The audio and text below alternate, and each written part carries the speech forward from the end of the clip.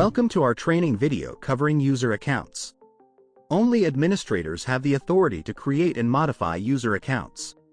Other users have only permission to independently manage their usernames, passwords, and subscriptions.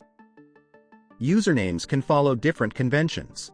For auditors, personalized usernames are recommended, while for HACCP, we suggest functional access. Functional access might include titles like Managing Director, Person in Charge, or Shift Management, in connection with the location name. This approach significantly reduces administrative efforts and simplifies passing on access to successors, even in times of high staff turnover. New additions only need to know the username and can create a new password using the password reset function. All they need is access to the functional email address stored in the user account.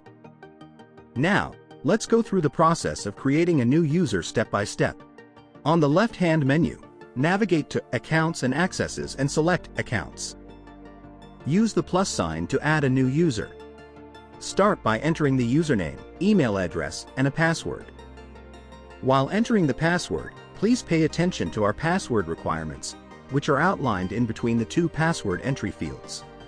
Next, assign a role to the newly created user and then move on to the Location tab to select one or several locations, for which access permissions should be granted.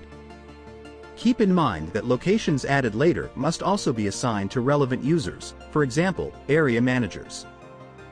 When providing the new user with his username and password, it's advisable to mention that the password can be changed on the login page via the Forgot Password function.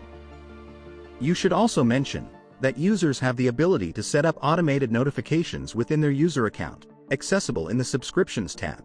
Please check out the dedicated subscriptions tutorial to learn more about this feature.